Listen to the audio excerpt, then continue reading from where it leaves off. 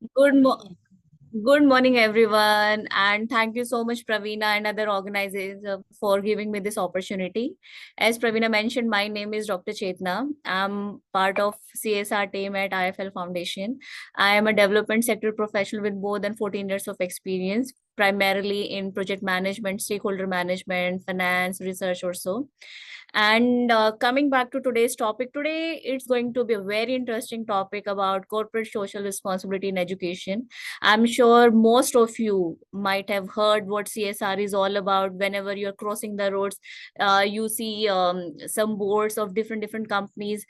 This plantation is being done by this particular corporate, or if you go to airport, there are various standees which says donate here, and all this refurbishment work which you see all around us, it is all CSR.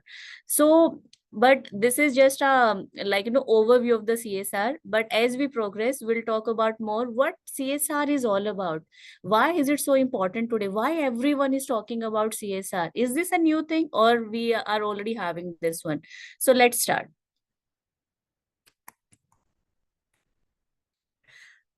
So when it comes to history of CSR or corporate social responsibility in India, so it stands with C for corporate, all the companies which falls or having some liabilities, or there's some parameters set by MCA. Then they falls under this corporate category. Then they are social and responsibility. What is their responsibility towards the social initiative, social upliftment of our society? So this is the full form of CSR, corporate social responsibility. When it comes to the history of CSR in India, it is not a new thing in our country. We might have heard and we have seen till date, all the donations, whether it is religious or social donation or dan, it has been it has been a part of our lives. We have seen our parents, grandparents, and even our neighbors giving dan donation for the upliftment of the society, or some poor or needy person nearby, or not some far away places. So dan has always been part and parcel of our lives. Later on, some of the, you might have heard there is Tata Trust, Birla Trust. So business families, for the upliftment of the societies, they also came forward and set up the trust. It is like taking forward the our dan philosophy into a more structured form. Later on, post independence, when our country got independence, so our central government, they started various schemes and gave subsidies to people, so that even the poor strata of the society, they get their share, they are not deprived of anything. So that was the welfare state or the policies which the government of India rolled out.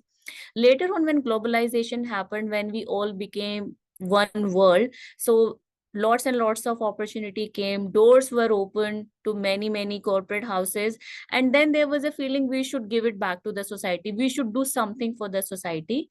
And that really pushed for corporates to come forward. And till that time, it was all voluntary. If one particular corporate wanted to do something, give it back to the society, in terms of setting up hospitals, setting up schools, doing some capacity building, some refurbishment, construction of road. So that was all voluntary. In year 2013, our companies act came, that made it mandatory for the corporates or the companies to do CSR mandatorily. And how it happened, we'll just talk about it. And one thing I would like to mention here is, our dan, religious donation, and even pre-independence, Mahatma Gandhi also spoke about trusteeship, where he mentioned, like industrialists, they had to manage their wealth, they should also share their wealth with the common people. So when we talk about the history, or when we look at the history, that has been part of our lives, where we are always there for each other. So now if you see the journey, we have evolved from voluntary to the mandatory, or it is our responsibility to do something for the society. And you would be glad to know that India is the first country who made this CSR mandatory for the corporates. And that has been the journey. So in 2007, we were having adoption of inclusive 11th year plan. In 2009, voluntary guidelines on CSR were drafted. Again, till this date, it was all voluntary. So government came up with the guidelines which suggested corporate, okay, these are the area, if you want to explore, you can explore in this area. In 2010, Parliament Standing Committee that presented their report on the company's bill. In 2011, again, voluntary guidelines were redrafted, and it primarily focused on social, environment, and economic responsibility. In 2012, business responsibilities reporting happened. It means till this time, everybody was working, but as such, no mandatory reportings were there. So government initiated, okay, you are doing, but how about like sharing your reports or like in our format so that everybody is aware what we are doing. And in 2014 it was made mandatory for the corporates to do the CSR.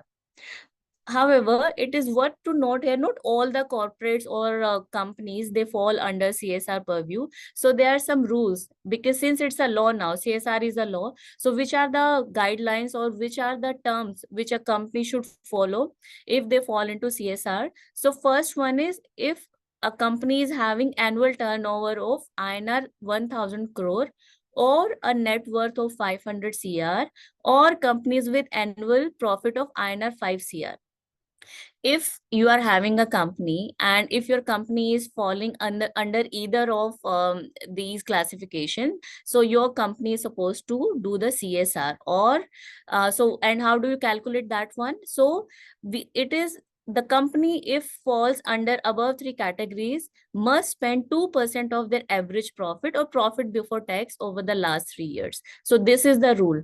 One, if your company falls under either of these above three guidelines, and if yes, then 2% of your average profit or profit before tax is supposed to be spent on the CSR.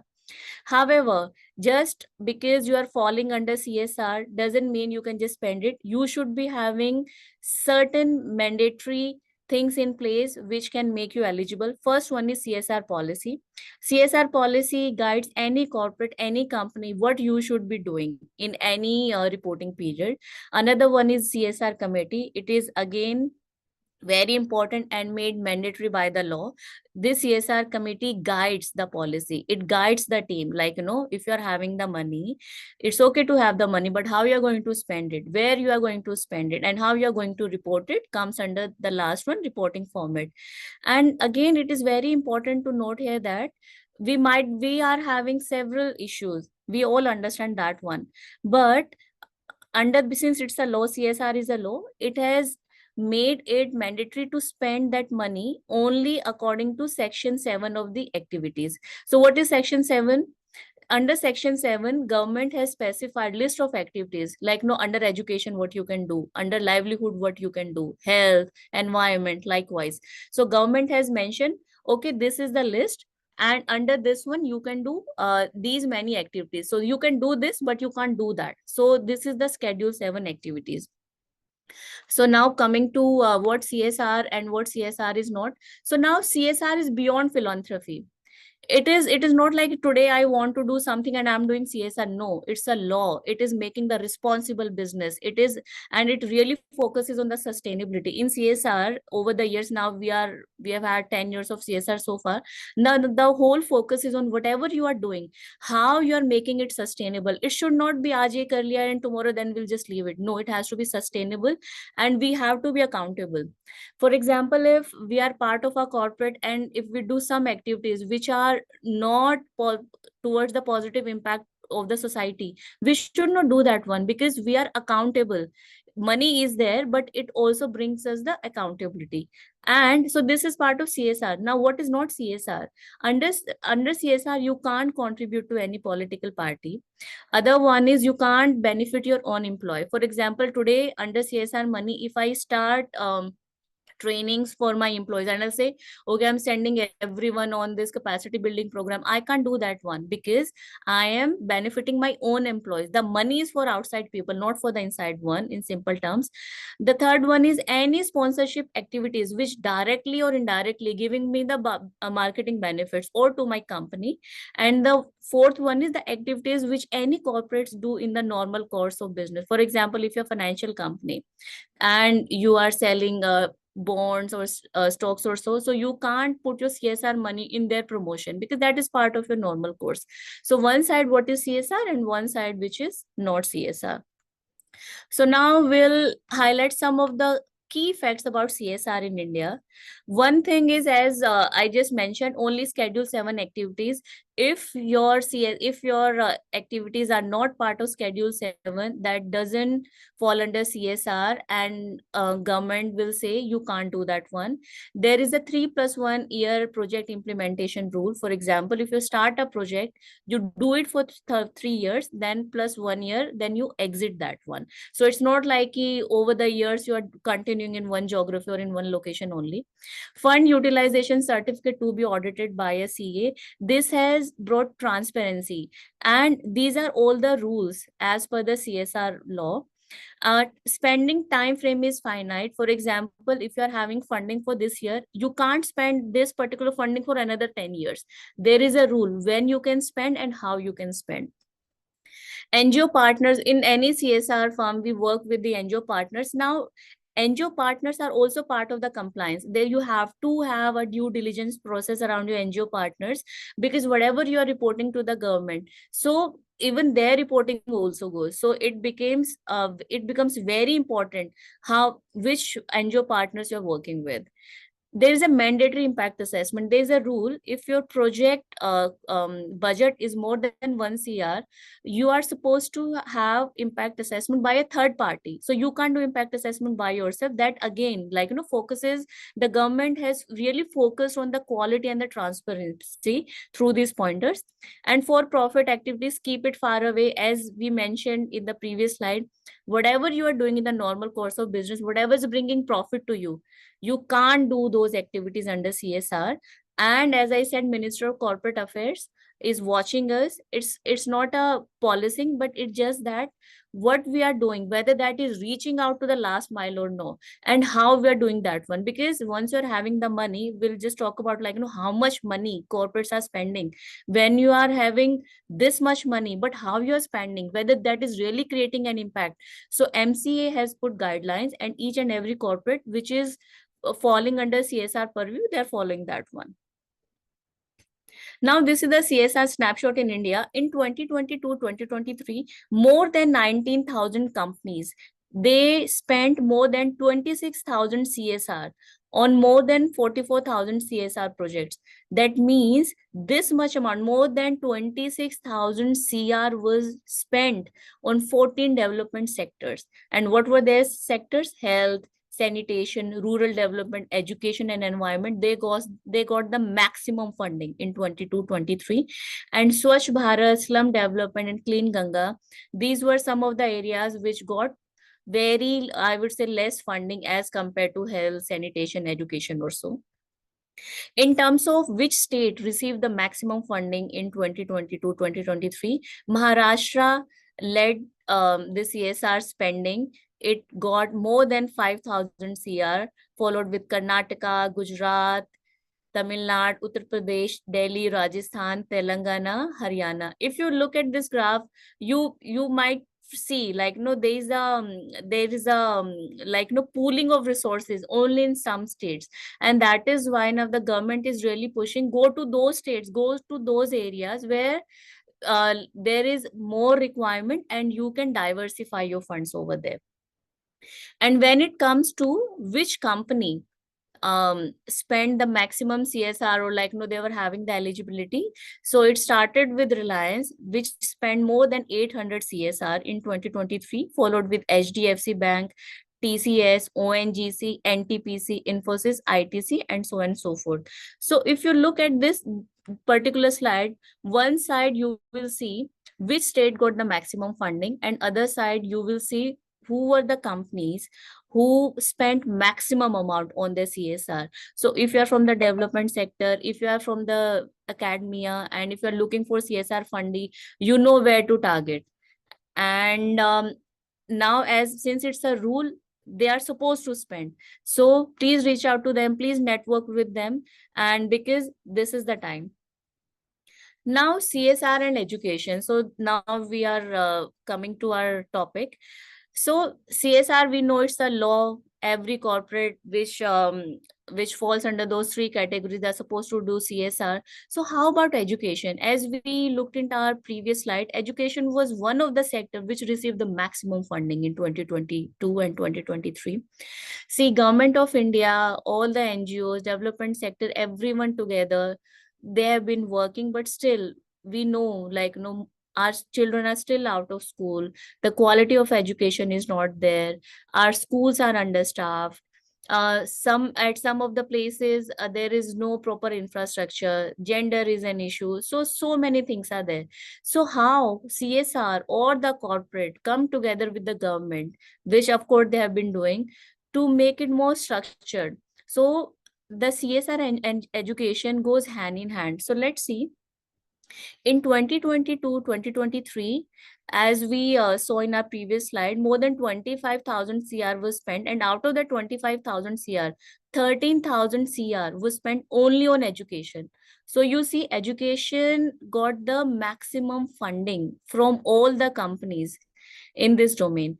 And more than 13,000 companies, they spent their money only on education, and they covered 38 UTs and states. So you see, education is such an area where the corporates are there, where everyone is coming together, and they can really see the change as compared to other domains. So this is the future. And if you see the table below, in education there are certain themes are there. One is education, one is the livelihood, special education, and the vocational training. So you see, vocational training got under education domain, got the least funding within education.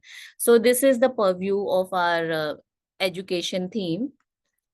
And what are the activities, like, no, these companies, these 13,000, more than 13,000 companies conducted? So one focused on scholarship, capacity building of our teachers, our trainers, access, like, no, promoting the access for the children, where some of the corporates, they built school, some of them they did they refurbished the existing facility. Some corporates focus on the retention part, where providing the additional teacher, providing the schools and other TLM material. Libraries, some of them set up libraries. Some again focused on the research and innovation, and some focused on the skill development. So these are some of the activities which any corporate look for if they wish to spend their money in the education domain. So you can, if you are looking for some CSR funding, especially in the education domain, you can pick and choose. If you are if you can target some of the corporates which are heavily promoting the scholarship, and you are also working on the scholarship domain, you can reach out to them. Each and every CSR company on their website, they're having whom to contact, what are their projects, and how much they spent last year. As I said, this is a law. It is mandatory for corporates like us to make it public, so you can see where your work and their work match, and you can pitch your work to them. Now, in terms of education snapshot, in 2023, we just saw, like, no, more than 13,000 was spent on education. So as and where it was spent. So in Maharashtra, more than 2,000 CR was spent on education, followed with Karnataka, Gujarat, UP, Tamil Nadu, Delhi, Odisha, and other states. And how much, and which were the corporates which spent? So TCS led the way. TCS spent more than 700 CSR, 700 crore on CSR, and specifically in education, followed with HDFC Bank with more than 400 CSR. And then we are having Infosys, Wipro, Axis Bank, ONGC, Jindal Steel, and Tata Steel. I would like to mention here that sometimes we feel only to reach out the big corporates. No, if you see, and there is a portal as well, CSR portal by Government of India, you can see list of corporates which are working, smaller, medium, and big, like, no, ticket corporates which are working on the CSR. You can pick and choose your domain. You can reach out to them. See, because corporates also want good organization, good NGOs, good partners to spend their money. So it's a win-win situation for both the parties. So what are the initiatives in CSR in education? So as I said, government is also promoting CSR. So government has launched a platform, a dedicated platform. It's called Vidyanjali. On this one, corporates like us, we register ourselves, and from there we can pick and choose the areas of intervention. So some of the areas which government has specified are basic civil infrastructure, since there's a big focus on the digital literacy or the digital infra, it is also there. Then there is teaching and learning material. Corporates can provide teaching and learning material. They can work with the teachers, they can work with the educator, and they can develop this TLM. Then the other focus, co-curricular and sports, health and safety needs, classroom needs, residential schools, maintenance repair toolkits. So this is the snapshot of the Vidyanjali portal, where corporates are registering and government is also putting the projects over there. So if you want to publish your project, if you see you require funding in this particular domain, you can register there, and corporates also access that page, and then they can pick and choose, okay, I want to do in this particular location, in this particular geography, and in this particular domain. They go there, they register, and then they will give you the funding. So this one is a very good initiative by Government of India, where it has brought corporates as well as the NGO partner together on a common platform, and that too in education. So you will find all the education programs happening across country being funded by CSR on this platform. So please do visit this platform. Then these are some of the important web portals. If you are looking for a job and for funding as well. So NGO Box, CSR Box, DevNet Jobs India, Niti Aayog. So these are and individual companies website, as I mentioned. So these are some of the things which you can mention. And in CSR, now the focus is on the expertise. It's not about key, okay, because as I said, it's a law, so one should know nitty gritties of this law. You should not come into this sector if you are not having the good understanding about the field, because as I said, we report everything, right? So if you are having team members or you are preparing a project proposal, so please go through the MCA guidelines, please go through the CSR guidelines, and then only draft your proposal, so that the corporates also, they feel comfortable, because end of the day, whatever you are doing, you are reporting that one. So it's a part of it, the transparency process. So if you are having team members and if you really want to build their capacity to pitch for the CSR project, I would request you to enroll in these 3 certification by the government only, and they really helps in terms of our capacity building as well as giving a confidence to a corporate. Like, see, we are having team members who understand what CSR is all about. And so this is all from my side. So Praveena, over to you. I hope I have managed within the time period. Yes, Ms. Chetna. Yeah, you can stop sharing the screen. Okay. Thank you. Yes. So here are a couple of questions I have prepared from my side. Most of the points are already covered by you. But Sure. the first question is, what inspired you to focus on CSR in education? Sure. I am from development sector and I have had more than 14 years of experience. And I would say in all those 14 years, except 1 year, I've been part of education sector only. Right from I started my career with grassroots organization. So I know how education can really transform. Today, I am part of a CSR company where the whole focus is on providing the education access to out of school girls.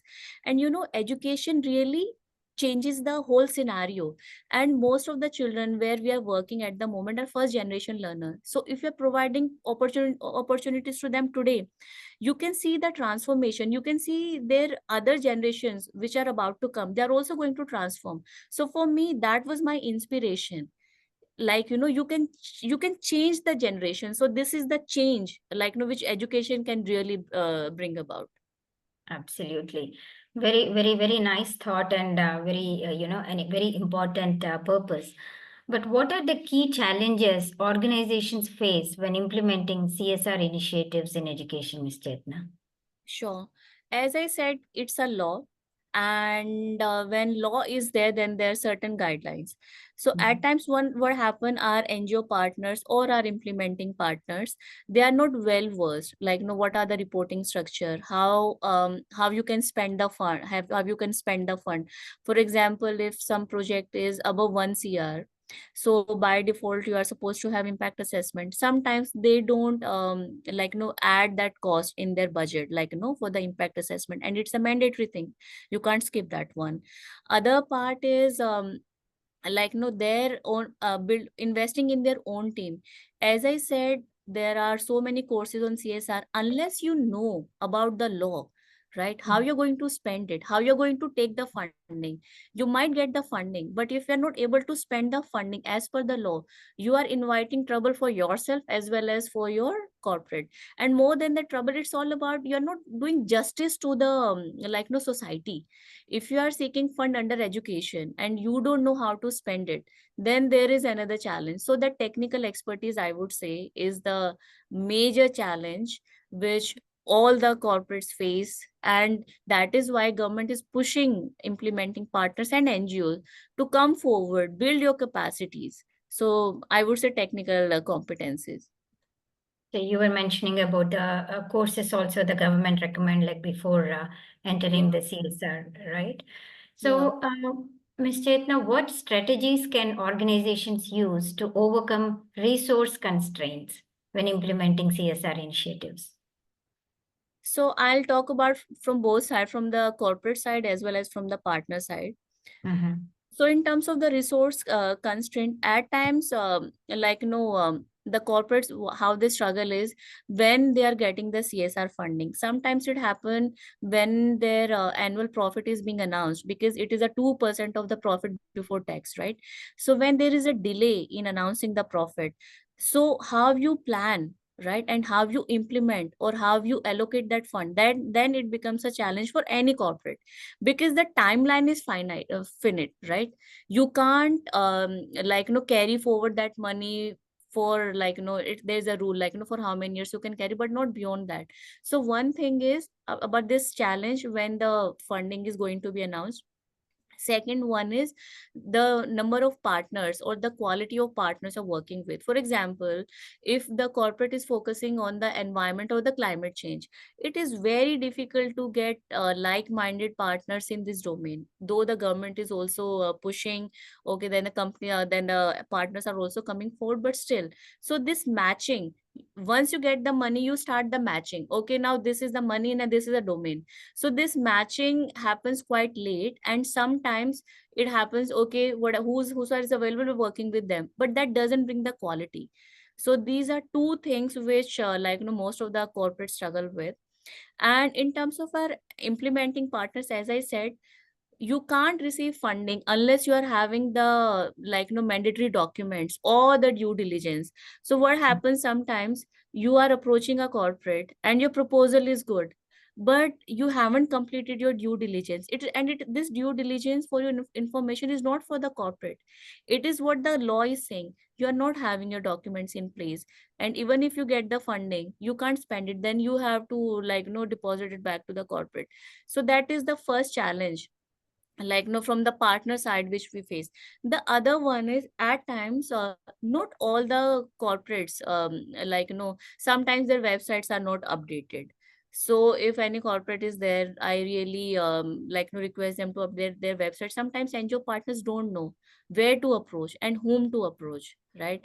Their emailers go in the spam. So these networking events and the portals which I mentioned, for example, CSR box is one of the portal, NGO box is one of the portal, where there's a listing of the projects. Okay, this foundation is looking for NGOs in this particular domain, so people can reach out. So I would say this reaching out to the corporates and this due diligence part. So NGOs also struggle on this part. Right. So, ma'am, can you share examples of successful public-private partnerships in education? Anyone? If you see at Niti Aayog level, and if you go on their website, you will see in terms of our in our Northeast especially, how they have reduced the dropout and how they build the capacity of the teacher. It is with the World Bank as well and with UNICEF as well.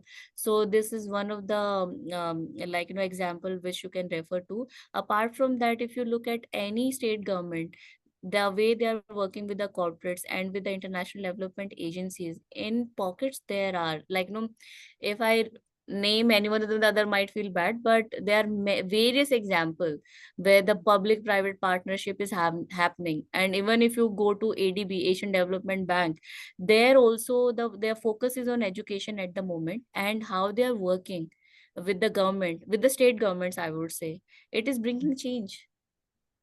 Great. So, ma'am, what impact do CSR initiatives have on student outcomes and employability? Okay. So now with the budget, the internship scheme has been announced. And before that, if you see, there's a whole focus is on there's voluntary or building the capacity or providing skill based opportunity to our students.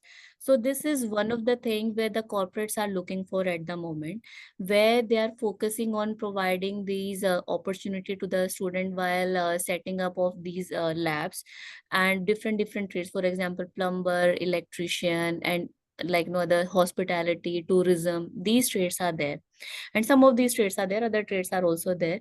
So corporates are really focusing on providing skill based opportunity to students. And when our students are having skills, then there is a scheme called the internship scheme, where with those particular skills you can join corporate as an intern. And again, then there is a mobility. So I think it's a very good opportunity at the moment for the students who are looking to be a part of this whole CSR journey. Government is investing money in the internship scheme, and even the corporates are also putting their money in the internship scheme. So now it has become a continuous process, and it again is focusing on the students outcome. Because if you are providing skill based opportunity to the student, you are empowering them for their lives. And corporates are putting money in these initiative, and after that, once you are out of the school, once you complete your education, then you can do the internship, and then you can be a part of the whole journey. So I would say, if you look at the progress or the connection, these two opportunities are making an impact, and they're again going to impact, because this year most of the corporates are launching their internship scheme. And the eligibility criteria is someone is supposed to be 18 years and above. So once you pass out of the school, you apply for internship with the skills which you have learned at the school. So it's a win-win situation for any student. Absolutely, ma'am. So that's all the question answer round, ma'am. From my side, thank you for the talk and for patiently answering all the questions. Those were repetitive, I know, but still, very patiently, you have elaborated each and every point. Anything else you want to mention, Dr. Chetna? I would like to say, CSR is a growing field, and we have completed only 10 years. And it's a matter of pride. Our country is the first country in the world who has made it mandatory. And why it is mandatory? Corporates are having fund now. Government is saying, you please spend it towards the society. It's not like a government is not doing enough, but it's really foster the collaboration. And with corporates one hand, government one hand, we will see the result, and we have been seeing result. And so I would say, be a part of this journey, reach out to the corporates, and as per your requirement, your project proposal, and then you see how the magic is happening. And the government, as I said, the whole focus is on how you can foster research and innovation, and CSR can be a part of this particular thing. So yeah, this is all from my side. Great information, ma'am. Thanks a lot. And I will stop the recording. Thank you so much. Thank you.